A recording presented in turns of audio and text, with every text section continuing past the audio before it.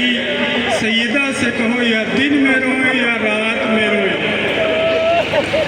جواب ملا کہ میں ان کے درمیان سے بہت جلد اٹھ کے جانے والی ہوں، نہ دن کو چپ رہوں گی نہ رات کو چپ رہوں گی۔ اس قدر روتی رہی، لیکن وہ جوان سیدہ اس قدر روئی کہ ایک وقت ایسا بھی آ گیا کہ آنسو تو نکلتے تھے، آواز نہیں نکلتی۔ امیر المومنین نے وہ قمیص جس پہ رسول خدا کو غسل دیا تھا چھپا دیا۔ کیوں؟ کیونکہ جب بھی اس پر نظر پڑتی تھی سیدہ رونے لگتی تھی۔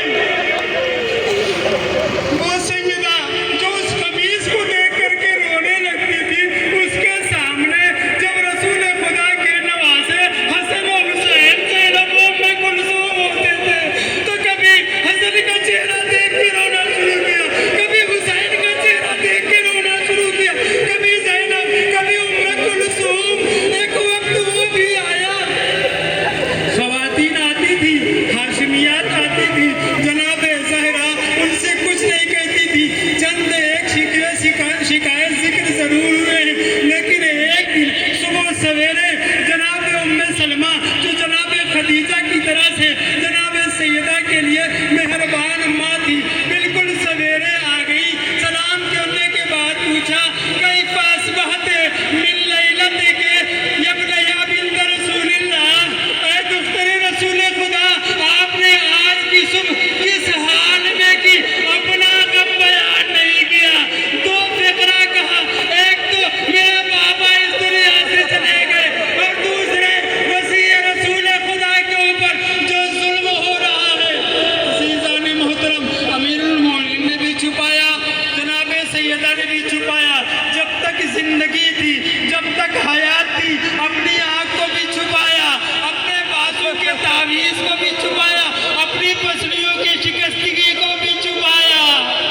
امیر المومنین کے گلے میں جو رسی کے نشان تھے کبھی سیدہ نہیں دیکھ سکی، ایسے ہی امیر المومنین بھی جناب سیدہ کے بازو پر جانتے تھے یہ تعویذ نہیں ہے، غسل دیتے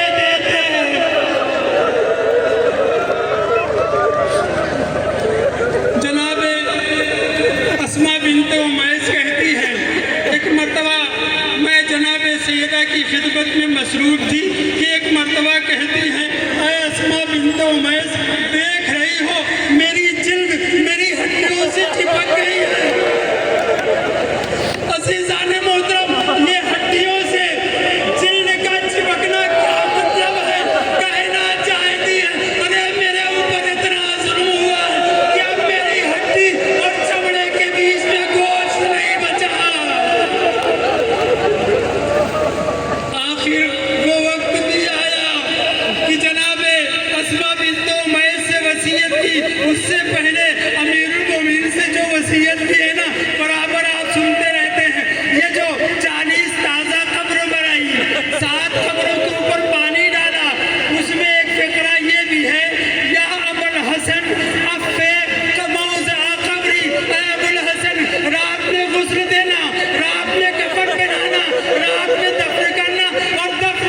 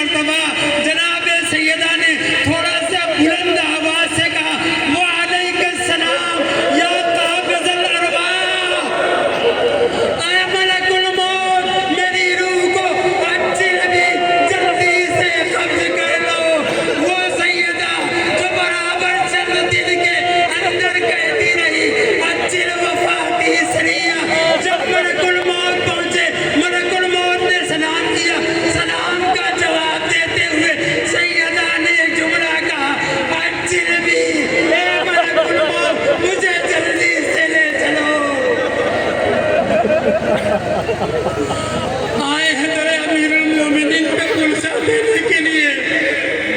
जनाब अमीरुल मोमिनीन को पुरसा देना है, कैसे पुरसा दें, किस तरीके से रोए, हमें रोना नहीं आता। मौला हमें माफ करिएगा,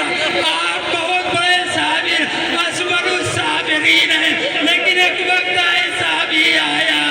आपने भी कह दिया कल्लान सलीयत का सरी, कब्र के हवाले किया, कब्र को बराबर किया। कब्र कर बराबर करने के बाद रवायत का फकरा है हाजा बेलहोज़ अमीरुल मोमिनीन अब सब्र नहीं कर सके, रुक किया रोज़े रसूल की तरफ। ए अल्लाह के रसूल अमानत जैसी दी थी वैसी ही वापस करना चाहिए, लेकिन ए अल्लाह के रसूल बसरिया टूटी हुई है, पहलू पे तावीज़ के मानिंद हो गया, आँख सुर्ख हो